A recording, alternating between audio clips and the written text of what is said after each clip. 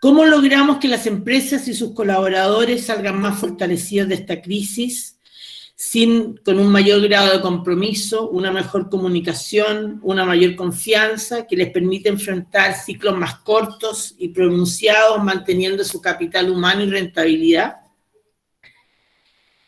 Una crisis se puede transformar en una oportunidad, y eso es lo que ve Andrea Tocman en esta presentación, el buscar una oportunidad para crecer, derribar mitos y paradigmas, para aprender y sobre todo para desaprender. El no aprovecharlo sería perder la oportunidad de crear valor sustentable para enfrentar con mayores volatilidades y ver cómo las empresas pueden mantenerse en mejor pie. Para hablar sobre los principales desafíos y oportunidades de esta crisis, dejamos a Andrea Tocman, economista jefe Quinienco e integrante del Consejo Superior Laboral. Muchas gracias, Andrea, por acompañarnos. Adelante. Hola, gracias María Isabel por la invitación. Feliz de estar acá con ustedes. No es que yo vea, como dice la presentación tan gentil de la María Isabel, que yo vea grandes oportunidades, pero sí que tengo un espíritu de que tratemos de sacar lo bueno de lo malo, y en este caso hay cosas bien únicas y especiales de esta crisis, de esta pandemia, que tenemos primero que reconocer, porque una vez que las reconocemos las podemos empezar a gestionar, y en la gestión podemos minimizar daño y tratar, ojalá, de potenciar algunos elementos positivos que de ella surgen. Pero no quiero minimizar. Yo de verdad sí siento que estamos en un momento extremadamente complicado, que va a haber mucho daño de largo plazo de esta pandemia, y venimos además de un periodo muy difícil, que va a seguir siendo difícil. Entonces, para que no crean que estoy tratando de presentar una cosa demasiado optimista y rosada, mi sensación sigue siendo una sensación de que esto es un mundo muy complejo en el que nos estamos moviendo, pero que hay que tratar de entenderlo, y ese es lo que voy a tratar de ayudar un poquito hoy día del análisis de donde yo me paro hoy día en lo que estamos viendo. Ustedes ven mi presentación, ¿verdad? Sí, se ve perfecto, Andrea. Ya. Entonces, voy a hablar efectivamente de 3 cambios que yo creo la pandemia nos trae y que tenemos que tratar de aprovechar desde la perspectiva del país. Esto después uno tiene que bajarlo a la perspectiva de las empresas y a la perspectiva de las personas. Yo voy a hacer la visión más de helicóptero, más de país, y quiero proponerles que partamos pensando entonces en esta idea de que la crisis como una oportunidad porque visibiliza y exagera problemas que teníamos antes. O sea, nosotros en Chile estamos en una crisis de crecimiento, una crisis de desconfianza, una crisis política. Hay varias cosas que están dando vuelta y que nos están afectando como país, no desde octubre, sino que bastante más atrás que eso, y es cosa de ver las cifras de crecimiento del PIB per cápita, cómo se han ralentizado de forma significativa. Y esta pandemia nos va a dejar mucho más pobres, mucho más desiguales, pero eso también creo que puede ayudarnos a generar esa conciencia de que hay que enfrentarlo y a reenfocarnos, a pensar una nueva estrategia para lo que viene, la siguiente etapa de un crecimiento compartido que sea, ojalá, beneficioso para todos. Entonces, la verdad es que nos está lloviendo sobre mojado. La velocidad de progreso en nuestro país, como les decía, ya venía bien golpeada. El crecimiento tendencial de hoy, al que en teoría vamos a llegar luego de que recuperemos los efectos significativos de esta pandemia, es en torno al 2%. Al principio de los 2000 esto era entre 5 y 6%, es decir, tenemos un tercio de crecimiento. Eso es un efecto muy significativo en la mejora de la calidad de vida de cada uno de nosotros y sobre todo la calidad de vida que le vamos a dejar en términos de progreso a nuestros hijos. Entonces, lo que tenemos que hacer, la responsabilidad nuestra es ver cómo logramos cambiar eso hacia adelante para que ellos puedan gozar esa misma perspectiva de mejora continua que nosotros tuvimos, por lo menos mi generación tuvo en su momento. Entonces, estamos en un frágil equilibrio, más bien desequilibrio en el que nos encontramos y entonces viene la pandemia y nos golpea sobre eso. Estamos hoy día atravesando la peor recesión desde los 80. Ahí en el gráfico ustedes ven marcadito más o menos en rojo hacia la derecha lo que estamos proyectando con respecto a la evolución de esta pandemia. El asterisco entre 2020 y 2024 es porque es lo que estamos proyectando y hoy día proyectar es muy difícil, la incertidumbre es enorme. Pero más o menos estamos pensando que va a caer el PIB per cápita, en este caso este gráfico del PIB per cápita, va a caer más o menos 3 a 4 veces lo que cayó en la crisis global financiera de 2008-2009, en la crisis asiática, y recién nos remontamos en términos de la profundidad de la caída para compararnos a la caída de los 80. O sea, es decir, tenemos que retroceder más de 3 décadas atrás para encontrar una recesión tan severa como esta. Ahora, eso implica que en un par de meses retrocedimos 9 años en el PIB per cápita. Y según cómo sean estas proyecciones, que son de verdad bastante de ciencia ficción, porque todo está muy incierto, tenemos calculado que nos vamos a demorar más o menos 4 en recuperar el nivel de PIB per cápita que teníamos antes de haber caído en esta pandemia, que es, digamos, el promedio de 2019. Y esto es suponiendo que el rebote va a ser como el que aparece ahí en la parte derecha donde está la flechita, es decir, un rebote que es bastante parecido a una V corta. Algo que cada día, con los datos que tenemos, se ve menos probable y que es súper incierto. Podría darse una recuperación más parecida a la que está en rojito en los 80. Esa es una recuperación mucho más lenta, mucho más larga, mucho más parecida a una U. O una raíz cuadrada, que es la nueva forma que apareció esta semana, que acuñó el exministro Rodrigo Valdés, donde hacemos este rebote grande que estamos viendo hoy día, de hecho, en las cifras de comercio, hay hartos indicadores positivos de este soltar la economía y entregar recursos transitorios, pero que después se empieza a ralentizar y que después queda estancada, porque no hemos hecho nada con nuestro problema estructural de crecimiento. Además, entonces, tenemos un montón de tendencias negativas que están pasando en el resto del mundo a propósito de esta pandemia.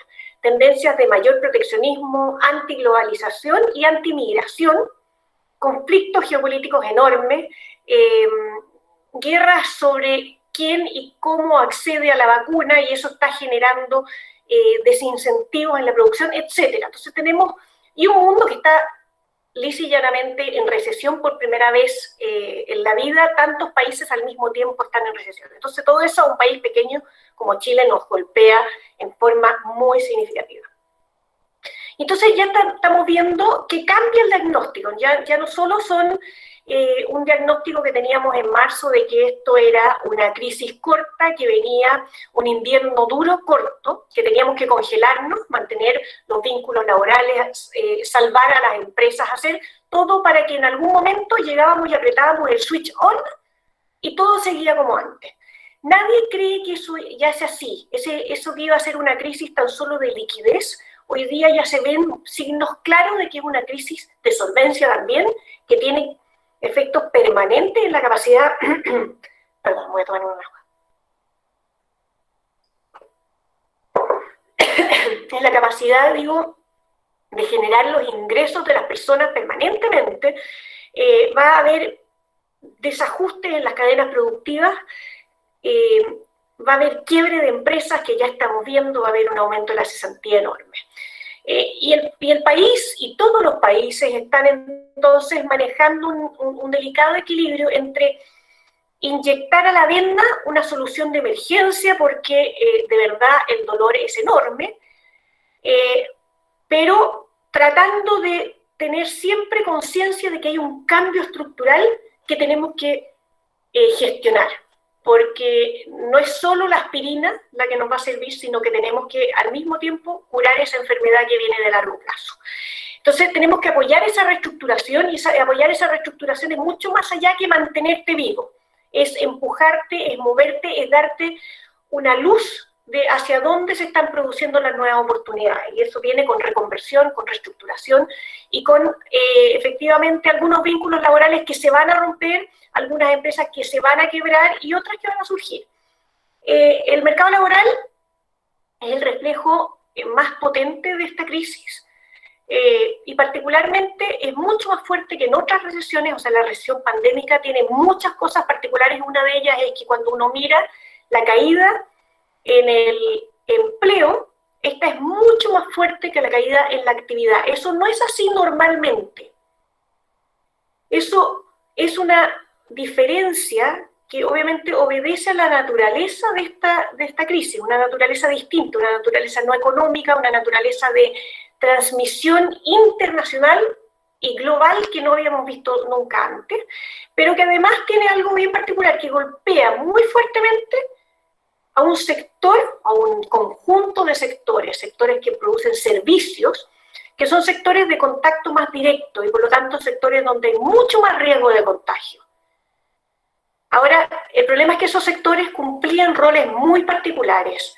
Era el sector que estaba absorbiendo la mayor cantidad de mano de obra, y si uno hace una visión en el tiempo y separa entre sectores que son productores de servicios, sectores que son de bienes, lo que tiene es que el empleo es más o menos constante en los últimos 10 años en el sector de bienes y es creciente en el sector de servicios, y por lo tanto la absorción de mano de obra se produce en el sector de servicios, y hoy día golpeamos muy fuerte a ese sector. Y eso implica que entonces el mercado laboral lo resiente mucho más fuerte. Lo que vemos en este gráfico es en el amarillo, lo que vemos es la caída del 14% del PIB del segundo trimestre, y luego en rojo la caída del 20% de los empleos en el segundo semestre. La recuperación de los empleos siempre es mucho más lenta que la recuperación de la actividad.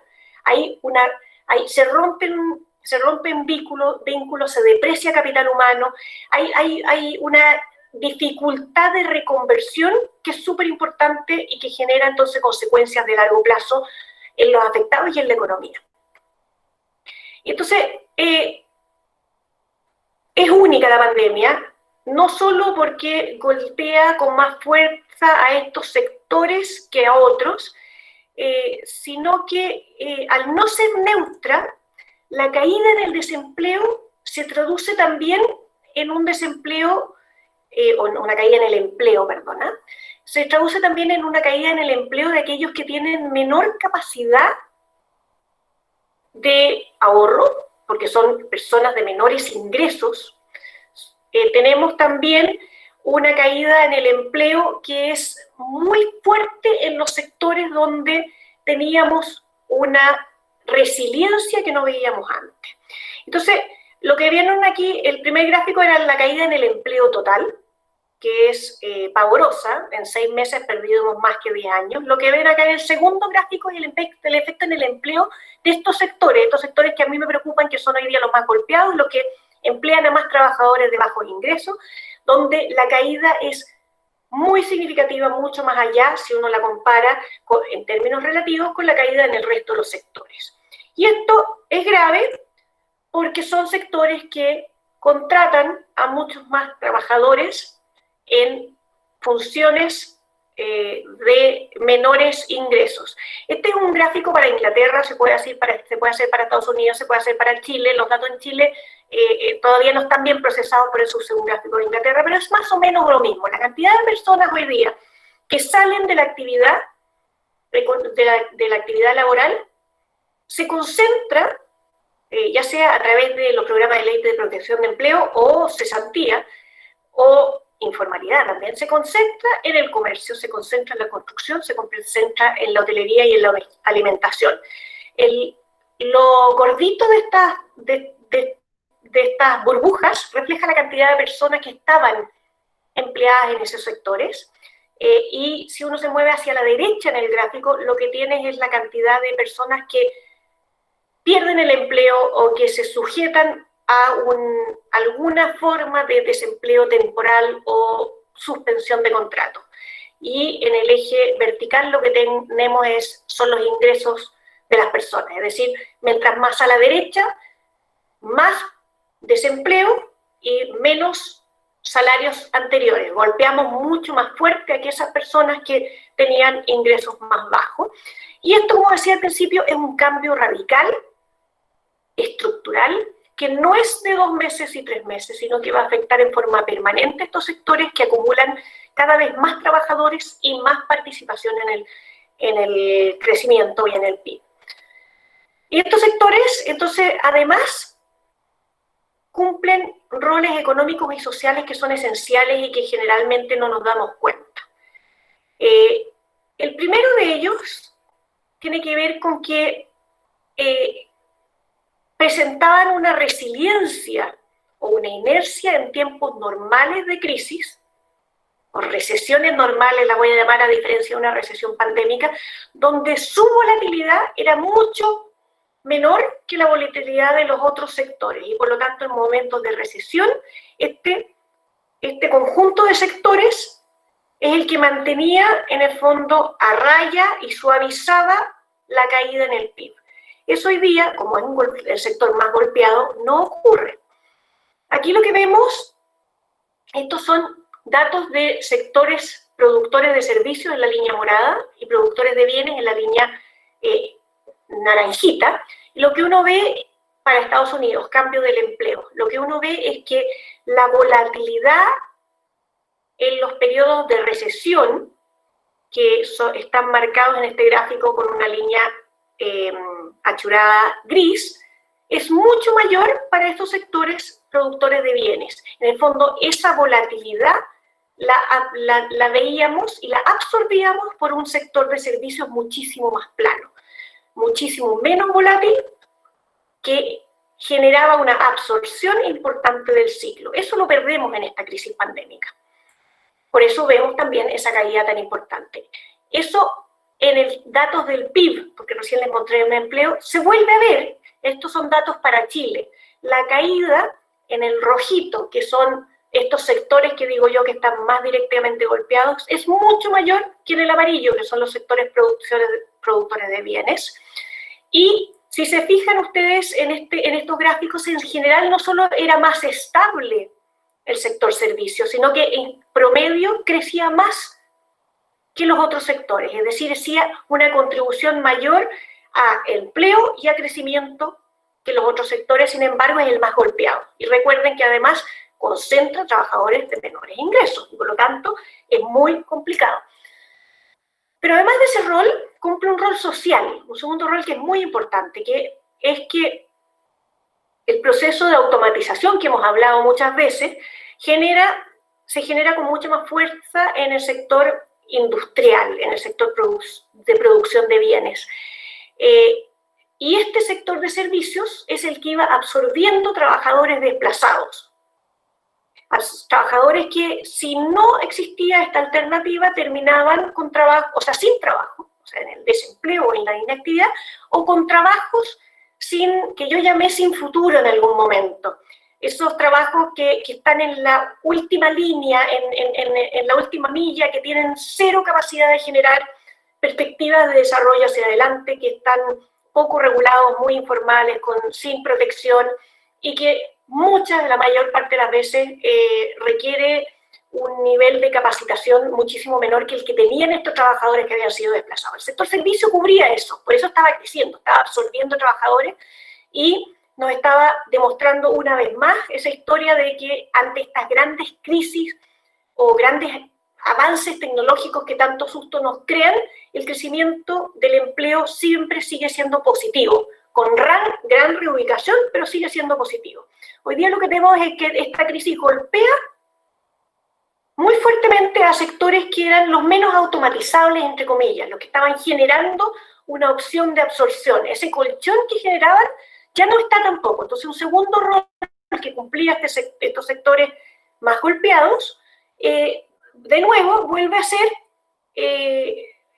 algo único de esta pandemia. Lo que tengo en este gráfico es que abajo, en el eje horizontal, está el grado de automatización de los roles en esos sectores, y en el eje de la Y, la proximidad física. ¿Por qué la proximidad física? Porque esa es la variable más aproximada que podemos usar con respecto al riesgo de contacto, ¿no es cierto? El contacto se produce por cercanía.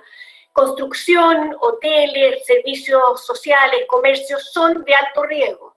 Son esos sectores de servicio, son esos sectores que tenían menos riesgo de automatización, que estaban absorbiendo trabajadores y que hoy día, de la noche a la mañana, cierran cortinas, y algunos de ellos en forma permanente.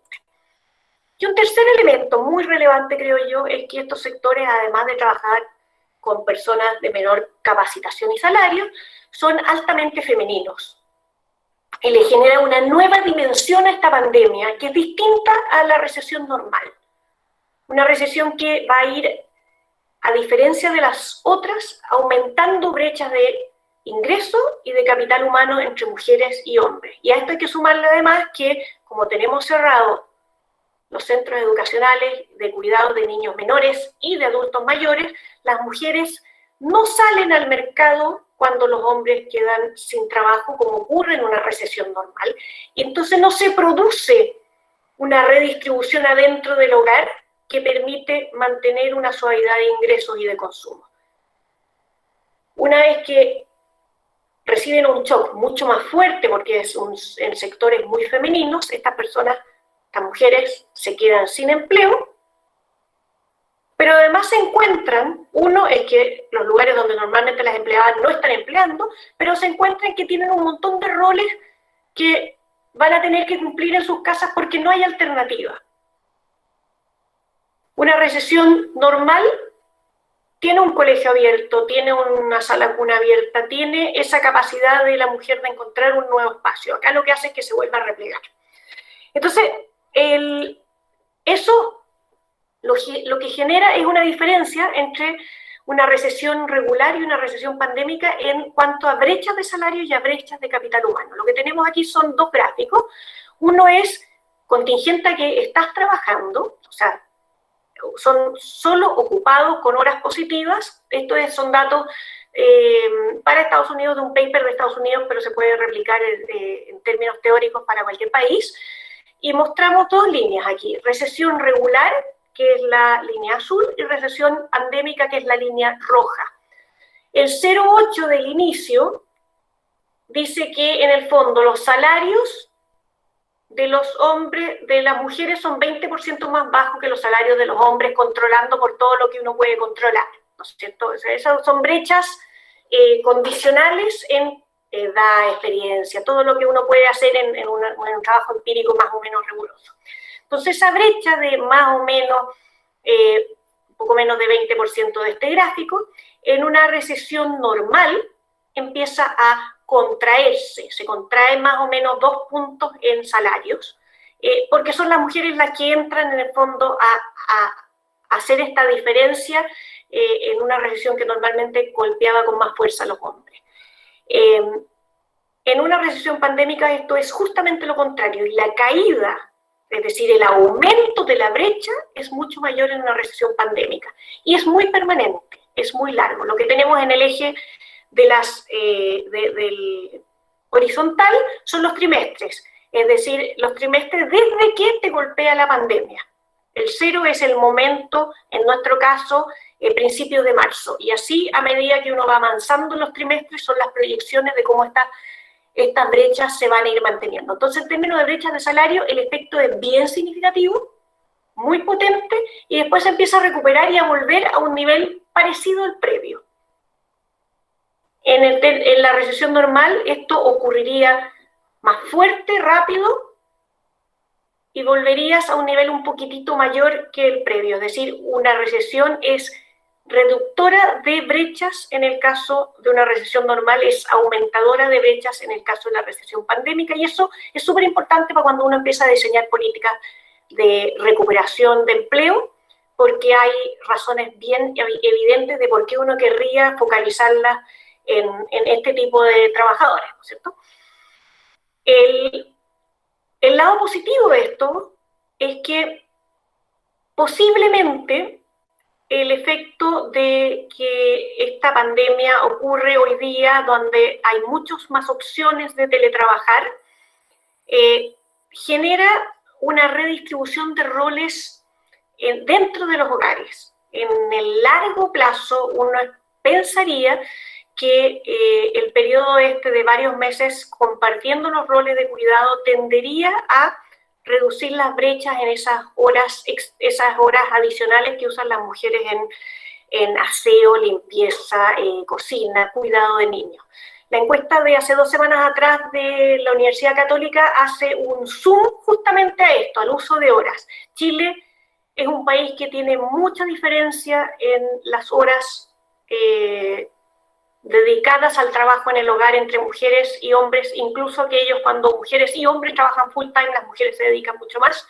Lo que ven ellos es que la pandemia logra una pequeña redistribución, pero sigue siendo muy pequeña y las mujeres siguen asumiendo la mayor parte del trabajo doméstico. La idea es que algo del cambio cultural que necesitamos se puede acelerar gracias a que trajimos de vuelta el rol a la casa y te obliga a dividirlo de otra forma. Yo creo que esto es lento, pero puede ser un elemento positivo. Y entonces, terminando esta descripción de lo que veo en la pandemia, vamos a salir golpeados, vamos a salir más pobres, más desiguales que antes, vamos a golpear a trabajadores que les cuesta mucho más reubicarse, que tienen menos capacidad de ahorro, que van a tener que buscar nuevos empleos distintos y ojalá no caer a esos empleos sin futuro. Y a diferencia, veo yo, ahora para hacer un clic nomás en la política, es que crisis previa, como en este caso el tsunami o terremotos en Chile, o esta misma crisis en otros países, han servido para unir a la gente. Y nosotros estamos, como decía antes, en un periodo muy difícil en Chile, que lo que hace es desunir. Y lo que estamos viendo hoy día es que en vez de servir esta crisis para unir, está polarizando aún más. Y venimos entrando en un periodo de 7 elecciones que claramente esto lo hace más difícil todavía. Esto nos va a costar muchos años de precariedad, no solo para estas personas, estas mujeres y estos trabajadores de bajo ingreso que pierden sus empleos y que van a tener cicatrices permanentes, sino que la desigualdad en sí también erosiona la cohesión social, la confianza, los principios democráticos en forma muy severa y por lo tanto nuestras capacidades de volver a generar una senda de desarrollo hacia adelante. Pero no nos quedemos en esa difícil realidad actual, sino que, y mi promesa a la Isabel fue que yo iba a buscar lo positivo. Entonces, busquemos qué es lo que podemos aprender, qué oportunidades hay de gestionar para que podamos salir de este pantano y en el fondo encontrar un camino distinto y con una pendiente más ascendiente hacia adelante. Me voy a referir a 3 temas. El primero es que por suerte esta pandemia nos golpeó hoy día y no hace 10 años. Las clases online, los webinars como este, el teletrabajo, las videollamadas a los abuelos, a los papás, a los amigos, todo ha permitido mantener algún tipo, súper restrictivo, pero algún tipo de actividad productiva y social andando. De lo contrario, con la orden de cierre, habríamos estado todos dentro de nuestras casas sin posibilidad de hacer nada, muchos más muertos porque muchos habrían tenido que salir, muchos más solitarios y un colapso económico mucho más grande que el 6% que estamos previendo para este año. Entonces, se acelera la incorporación de la tecnología de una forma que nunca pensamos que iba a ocurrir. O sea, de verdad es un cambio muy significativo en todas las dimensiones, tanto productivas como no productivas. Y las empresas, esta es una encuesta que salió la semana pasada, que en el fondo hace un sondeo con las empresas y encuentra que 76% de los encuestados dice que hay una aceleración del proceso de transformación digital que no habían previsto, y el índice de cultura digital sube 12 puntos con respecto al año pasado, una subida que no habían visto en ninguna de sus mediciones previas. Pero desgraciadamente no todos tenemos el mismo acceso a estas nuevas fuentes de digitalización, de contacto, de teletrabajo y teleeducación. Las personas de mayores ingresos y en los sectores menos golpeados nos beneficiamos mucho más de esta tecnología. En Chile, el teletrabajo salta de la mano con el salto en esta digitalización que estamos comentando. Hoy día llega tan solo a 18% de los trabajadores asalariados, un máximo estimado de 25% según otras fuentes, y está muy concentrado en trabajadores de mayores ingresos y de más capacitación y calificación. Es decir, un salto, claro, veníamos en cero pegados y subimos radicalmente, pero sigue siendo muy acotado, muy desigual, y es una desigualdad que se refleja no solo dentro de las distintas categorías ocupacionales en el país, sino que también entre países, países de mayores ingresos. Hacia la derecha, en el eje horizontal, mayor PIB per cápita como Luxemburgo, pueden hacer más o menos la mitad de sus trabajos y funciones en teletrabajo. Un país como Chile, de un ingreso bastante más acotado, puede llegar a ser en teletrabajo o trabajo de remoto un 25% de las funciones. Es decir, aun cuando incorporemos al máximo esta nueva tecnología y lo hagamos de forma segura, confiable, justa, etcétera, es una solución para un cuarto de la población, no es una solución para todos. Un cuarto de la población, además, de un grupo preseleccionado y privilegiado. Y esto es cierto en muchas dimensiones. En la dimensión de educación a distancia es súper cierto. Niños de mayores recursos han podido mantener sus aprendizajes. Este es un gráfico para Estados Unidos, donde mide el porcentaje de progreso de estudiantes en matemática por semana. Y la línea roja o naranjita, la de más arriba, son niños de altos ingresos, y la línea verde es la de bajos ingresos. Y lo que mostramos es que, o lo que muestra este estudio, es que una vez entrada la pandemia, que es donde se empiezan a separar las líneas, el progreso de las personas, de los niños de mayores ingresos es mayor, y los niños de ambientes más vulnerables se cae en forma significativa y se estanca. Esto que se ve en matemáticas se puede ver en cualquier otra dimensión de aprendizaje, pero también se puede ver en desarrollo socioemocional de los más pequeños, que tiene consecuencias de largo plazo. Y además, si sumamos los efectos de violencia intrafamiliar, deserción escolar, etcétera, tenemos una bomba de tiempo entre las manos. Y entonces, aún así, con todas esas dificultades, estos avances tecnológicos pueden ser una herramienta para mejorar la posición tanto de esos niños como de sus adultos que están quedando y que van quedando atrás. El teletrabajo hoy día y la teleeducación y la telemedicina tienen hoy día un componente que es muy desigual, pero si lo gestionamos apropiadamente puede ser muy igualador. Y eso, creo yo, es el primer desafío y la primera oportunidad.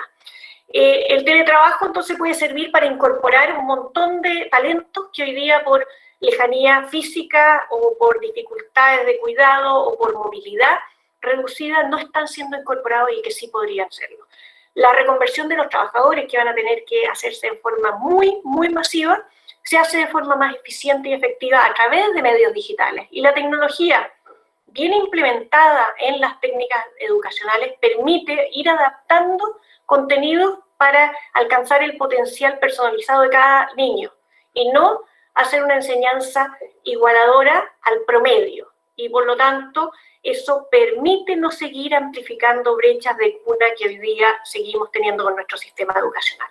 Entonces, nuestra primera gran oportunidad es que incorporemos esta tecnología para reducir brechas, no para aumentarlas.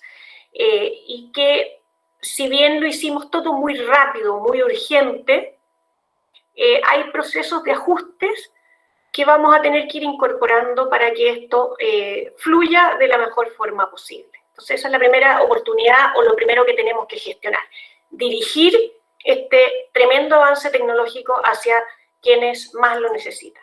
Lo segundo es que surge una revalorización de esos trabajadores esenciales, el aplauso que le damos a los del sector de salud, el reconocimiento a las personas que nos estuvieron trayendo los alimentos durante la cuarentena, etcétera. Esos trabajadores que están ahí en la primera línea, que están normalmente súper invisibilizados y muy mal compensados. Y la pregunta es, ahora que nos volvemos a acordar de ellos y que de verdad los valoramos, ¿podemos aprovechar esto para cambiar el futuro? Y yo creo que sí, y esa es una segunda oportunidad. Tenemos que encontrar acá sí un equilibrio que es bien delicado. Queremos reconocerlo. Para ello hay que revalorizar esas funciones con mejoras condiciones laborales, mejores ingresos, más protección social, etcétera, pero tenemos que hacerlo de una forma en que eso no acelere más la automatización y el reemplazo de funciones por máquinas. Y para hacerlo, tenemos que entonces ir identificando de cada uno de estos trabajadores esenciales cuáles son esos roles que son esencialmente humanos, que se complementan con la tecnología y que los hacen cada día más valiosos. Y eso es, en el fondo, lo que hay que gestionar. Es una gestión súper específica de la revalorización de lo humano de estos roles esenciales. Y eso requiere trabajo, requiere disciplina y requiere una determinación importante. Entonces esa es nuestra segunda oportunidad. Y voy a la tercera y última. La tercera y última es que hay un reconocimiento nuevo al rol del Estado, la necesidad de instituciones robustas y a líderes de primer nivel. Todos hemos hoy día reconocido transversalmente, creo, de que necesitamos un gobierno que esté ahí en los tiempos difíciles, que haga el trabajo que hay que hacer en la emergencia, que fluyan los recursos a los trabajadores desempleados y a las familias golpeadas. Y eso es mucho trabajo y lo tiene que hacer un conjunto de instituciones bien manejadas. Podemos tener diferencias sobre el tamaño del Estado que uno requiere y cuán intrusivo o no lo requiere tener, pero lo que no hay diferencia y hay una visión transversal es que necesitamos un gobierno competente y un sistema político que aporte con los contrapesos necesarios y no que juegue completamente a la fricción y a la polarización, sino que a una complementarización para que esto en conjunto genere las ayudas necesarias y un nuevo plan o estrategia de desarrollo futuro.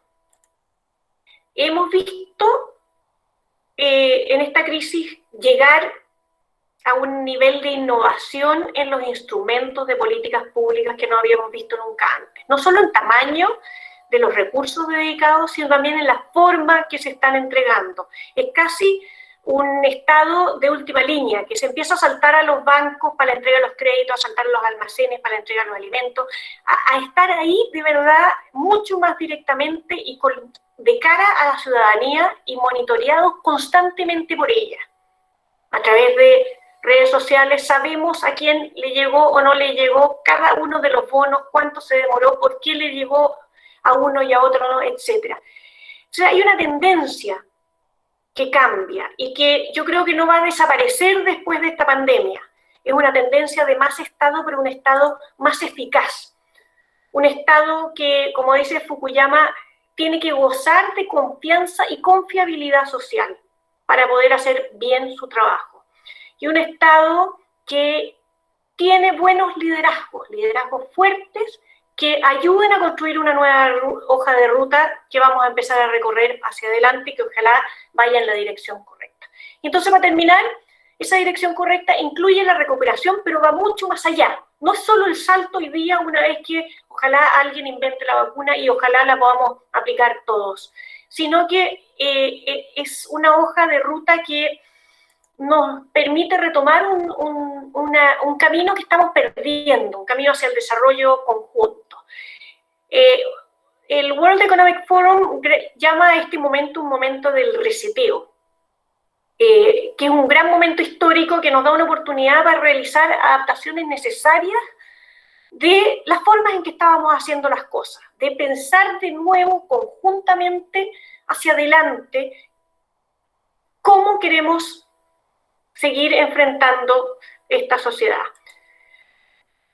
Y las consecuencias de esta pandemia nos van a ayudar a tener un foco social muy importante en ella. La crisis entonces es una oportunidad para repensar el futuro y tratar de rediseñarlo de acuerdo a lo que nos pongamos de acuerdo es nuestro anhelo como sociedad hacia adelante, hacia los 20, 30 próximos años. Hay un dolor enorme en esta crisis que no tenemos que desperdiciarlo, que hay que usarlo para generar estos cambios relevantes y que nuestros hijos y nietos nos puedan agradecer por ello. Hay que mirar nuestros procesos, nuestra historia y tener mucha valentía para corregir todo lo que hemos hecho mal y que no ha funcionado, para profundizar ideas exitosas y no renegar de ellas, para seguir innovando e incursionando en muchas ideas nuevas que se van aprendiendo cada día y donde las condiciones además son cada día distintas. Entonces, este es un proceso vital para que recuperemos el camino hacia una sociedad que es mucho más amistosa, genera más oportunidades de progreso, tanto en salud, educación, empleo, trato, todo eso que nosotros vemos de desigualdades importantes y acrecentadas por esta pandemia.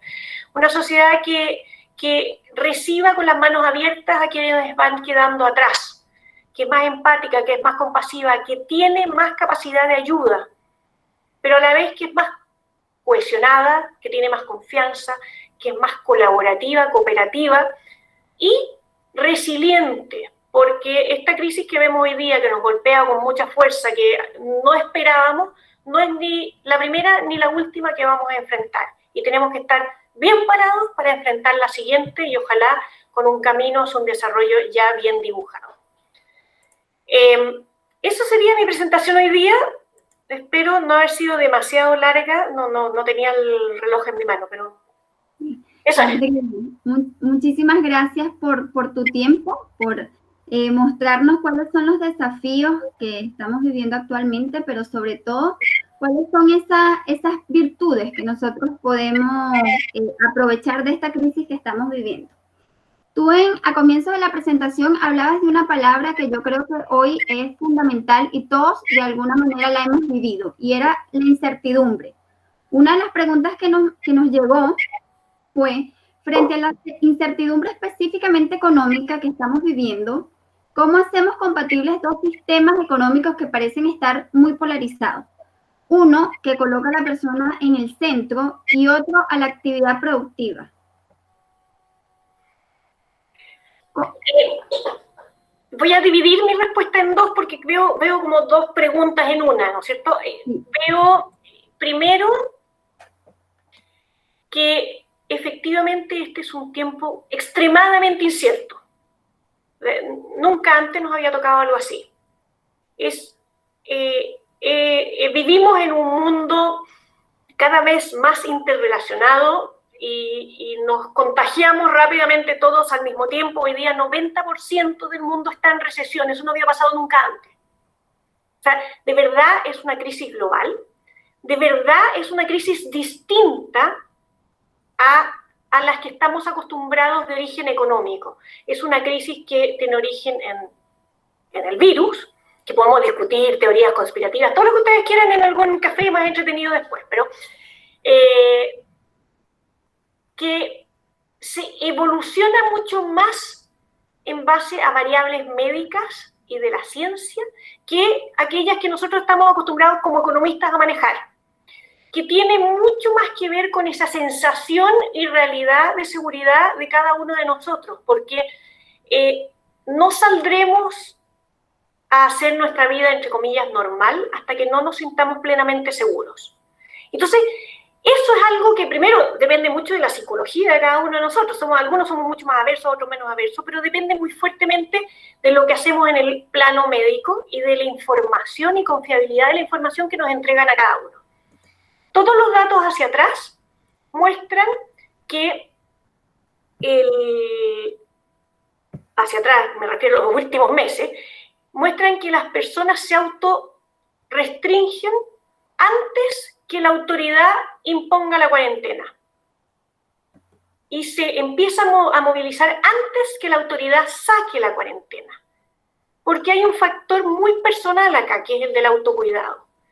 Y que fluye mucho mejor en los países desarrollados que en los países como Chile, porque está basado en mucha entrega de información transparente, veraz, eficaz y confiable, que hace que uno esté monitoreando ese riesgo que tiene cada uno de nosotros en nuestros barrios.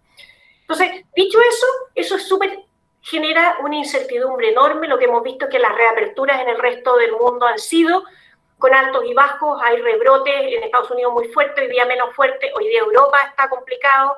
Y nosotros nos va a pasar lo mismo, va a ser ir y venir y va a ser difícil.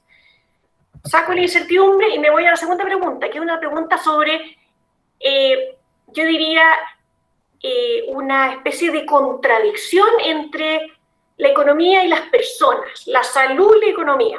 Y yo no la veo así, yo no veo que haya una contradicción.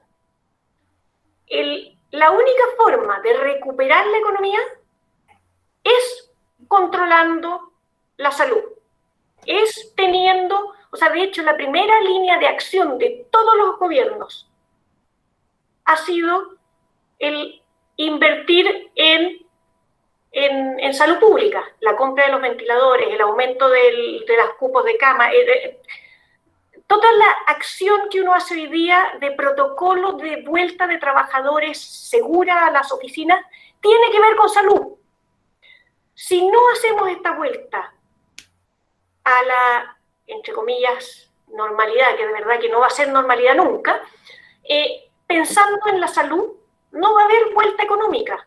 Entonces, estas cosas dos van juntas, no hay antagonismo, no hay alguien que malamente está pensando de que puede dejar morir, que se mueran todos los que se mueran, porque la economía va a funcionar. Eso no existe. Si se empiezan a colapsar los hospitales, nadie va a salir a comprar. No puedes, no funciona. Muchísimas gracias, Andrea.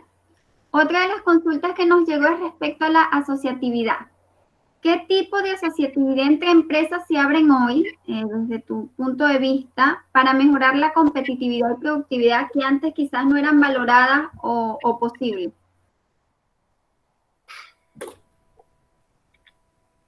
Yo veo que siempre me parece que la asociatividad de empresas es fundamental.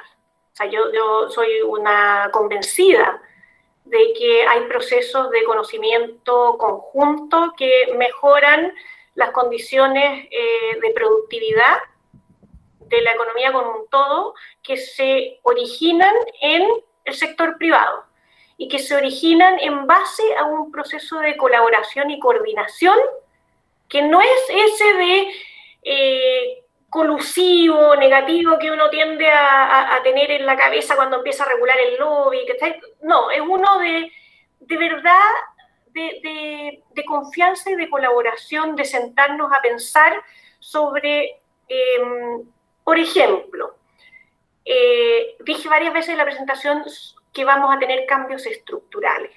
Las empresas van a tener que ajustarse a estas nuevas condiciones, muchas de ellas van a tener que dejar de operar porque no van a ser viables bajo estas nuevas formas, pero van a surgir nuevos espacios de operar, ¿no es cierto? No sé, estamos viendo la dark kitchen, estamos viendo distintas formas que van surgiendo. Eso requiere o se va a desarrollar de mucha mejor forma si todas aquellas personas creativas que están mirando esas distintas oportunidades pueden compartir esa información. La mejor forma de generar productividad es compartiendo mejores prácticas. La peor forma de hacerlo es individualizando los pensamientos. Si cada uno de nosotros nos tenemos que ir a inventar la rueda todos los días, nos vamos a demorar mucho más en llegar a ella. Entonces yo creo que hay mucho espacio de asociatividad y en un momento donde los cambios estructurales son fundamentales, porque este es un momento de cambio estructural, es más importante la colaboración y la confianza y la coordinación y mucho más dañina la opción alternativa, que es que, oye, se están juntando porque algo malo nos van a hacer. Perfecto, Andrea, muchísimas gracias. Otra consulta. Tú nos hablabas de la empleabilidad y lo difícil que va a ser recuperarse. ¿Qué medidas podemos tomar al respecto? O sea, este nuevo modelo que estamos viviendo necesariamente implica un aumento en el desempleo, como tú bien nos dijiste, o en los empleos, incluso en el aumento de empleos informales. Entonces, frente a esta realidad, ¿qué medidas podemos tomar? ¿Qué pueden hacer las empresas o qué podemos hacer nosotros? El shock permanente en el empleo es muy fuerte y es muy sesgado. No es para todos los trabajadores iguales y desgraciadamente le pega más fuerte a quienes más les duele, a quienes van a perder los vínculos, a quienes les va a costar mucho reconvertirse y encontrar nuevas redes para reinsertarse. Entonces, cuando uno piensa en que la forma más relevante de apoyar la mejora de la calidad de vida de las personas es a través del trabajo, lo que tiene que pensar es que cuando hacemos un plan de recuperación económica, tenemos que fomentar a toda costa el empleo. Pero no es tu pregunta, pero creo que tiene una pata importante en eso. Es que hay que ser súper cuidadoso porque hay una tentación muy natural, muy humana, muy empática, que es querer a toda costa obligar a mantener empleado a todos los trabajadores que hoy día están, ¿cierto? Esa idea de prohibir el despido. Eso tiene mucho sentido en la lógica de una crisis de corto plazo. El congelamiento que veíamos en marzo, ¿no es cierto? Oye, esto va a ser 2 meses, 3 meses, aguantemos, mantengamos todos los vínculos porque hay mucho valor en mantener vínculos, salvemos, entreguemos liquidez a todo el mundo porque hay mucho valor en mantener las empresas funcionando. Cuando nos damos cuenta que esta pandemia es más larga y que tiene consecuencias divergentes entre sectores, o sea, si uno tiene que describir los sectores, la evolución de esta pandemia, una de las cosas así bien significativas es que no tiene una letra, sino que tiene varias según si estamos hablando de unos sectores o de otros. Entonces, tenemos que reconocer eso, tenemos que reconocer que hay sectores que se van a tener que reconstruir y rearmar completamente. Y para eso lo mejor que podemos hacer, gato negro, además, mala suerte, lo peor que podemos hacer es aferrarnos a los empleos de hoy día. Lo que tenemos que proteger es a los empleados o a los trabajadores, pero no sus puestos de trabajo. Tenemos que ayudar a reconvertir a aquellos que no van a tener nuevos trabajos en esos sectores que van a tener que reconvertirse. Entonces, la estructura para mí de empleabilidad tiene mucho que ver con cómo apoyamos en la emergencia con ingresos, porque de verdad es un costo significativo para las personas, pero también en un proceso de buscar nuevas oportunidades, de conectar con esos sectores que van a ir generándose y que van a ir generando empleo. Para eso hemos hablado de esto hace mucho tiempo, porque tiene mucho que ver con lo que uno hace en el desafío de la adaptabilidad con respecto a los cambios tecnológicos, ¿no es cierto? Pero hemos hecho poco y yo creo que esta pandemia nos empuja y nos hace avanzar forzosamente mucho más rápido. Y ojalá que agarremos el guante y que esa sea una parte instrumental de la etapa de recuperación, unida a esta focalización necesaria a trabajadores que estamos identificando que van a verse golpeados permanentemente, incluidas las mujeres, incluidos los jóvenes, que hoy día calculamos más o menos estos meses le generan 10 años de brecha hacia adelante hasta que vuelvan a recuperar su track de progreso en ingreso. Perfecto, gracias Andrea. Nos quedan solo 2 preguntas. Aquí nos preguntan por el chat, como integrante del Consejo Superior Laboral, ¿cuál es su visión de alternativa de recuperación laboral versus sueldo mínimo?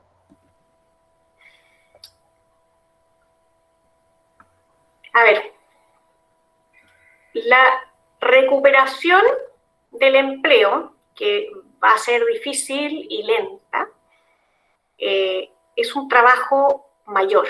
Estamos hablando, si incorporamos a los trabajadores suspendidos, a las jornadas reducidas, a la informalidad, que en el fondo, no sé, tenemos 30% de informalidad en Chile, que hoy día es 20%, pero no porque estemos más formales, sino porque la gente no ha podido salir a ejercer su trabajo necesario. Estamos hablando de un universo de, no sé, cerca de 3 millones de personas. Eso es mucha gente.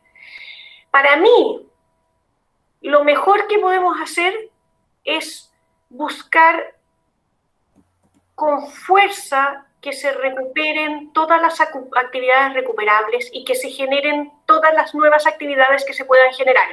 Eso va a traer más empleo. Va a ser lento, va a ser difícil, vamos a tener que gestionarlo y apoyarlo. Subsidios del empleo me parecen a mí, subsidios a la contratación me parece a mí que es evidente que vamos a tener que hacerlo, ¿cierto? Pero acuérdense que vamos a vivir una época también de mucha incertidumbre. Tenemos 7 elecciones, dije al principio. Eso hace que haya dificultad para las empresas en tomar decisiones de más largo plazo sin saber bien cuál va a ser el escenario. Entonces, tenemos que tratar de acotar la incertidumbre, tratar de, no sé cómo, porque no es muy accionable, empezar a confiar en que la cooperación y la colaboración va a surgir y va a ayudar a armar un ambiente para generar más empleo, más oportunidad, más actividad.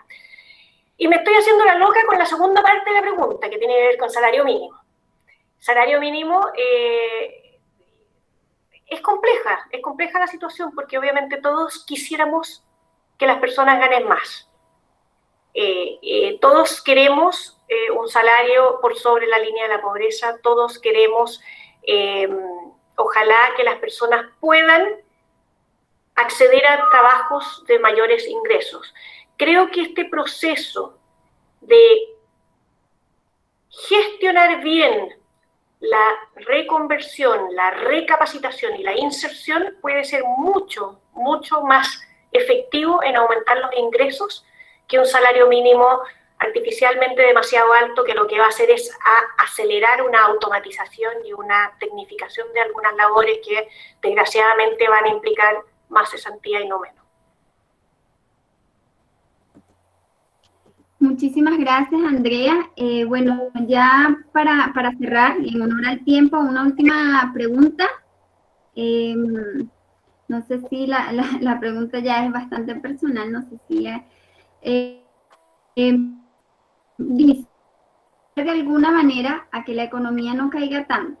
¿Qué puede hacer uno como ciudadano común para ayudar a mejorar el país?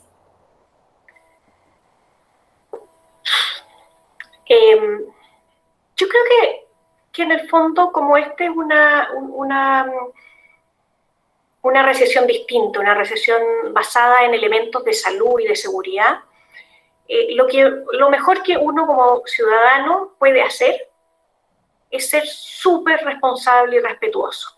Es mantenerse tremendamente informado para saber cuánto riesgo hay en cada una de las actividades que realizamos, porque de verdad no es lo mismo, no es el mismo riesgo ir a sentarse, no sé, en el paradero todos juntos o unos distanciados, no es lo mismo ir qué sé yo, a caminar por las calles o a ir a meterme a un lugar donde estamos todos encerrados. Esta información sobre los riesgos ha ido cambiando.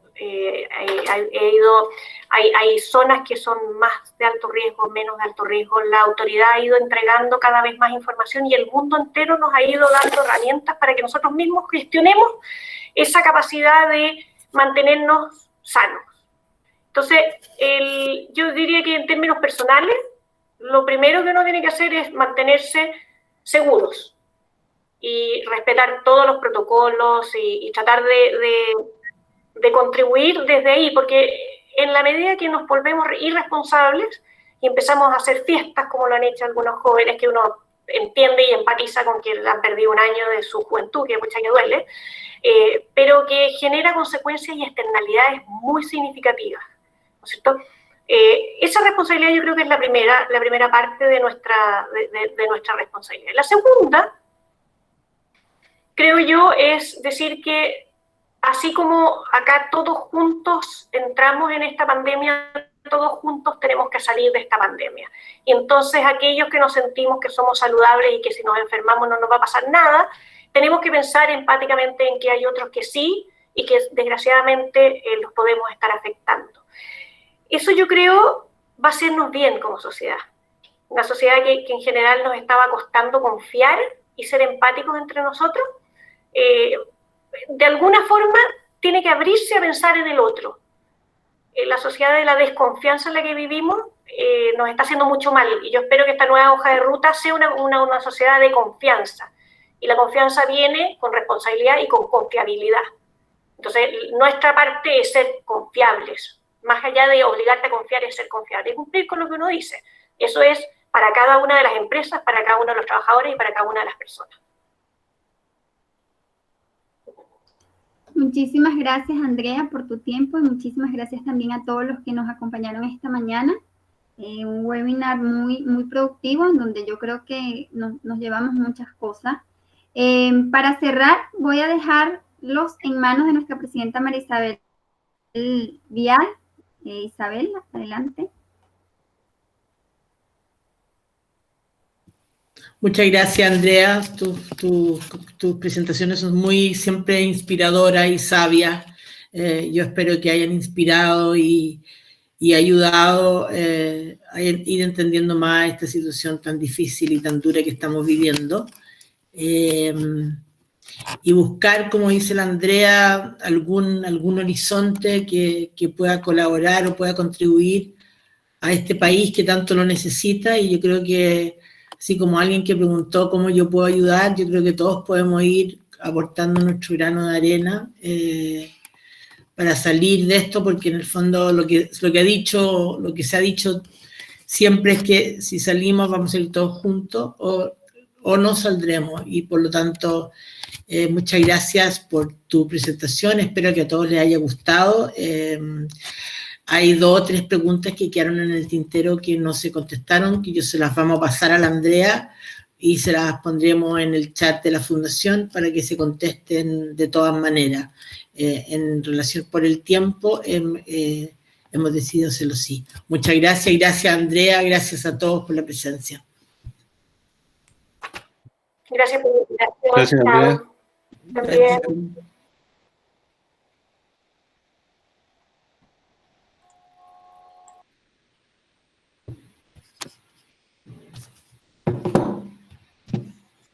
Gracias, hasta luego. Gracias. Gracias a ustedes, hasta luego. Gracias, hasta luego. Hasta luego, Luis. Gracias, hasta luego. Gracias, Fer, hasta luego. Adiós, Fer. Adiós, Dainer. Hablémonos después.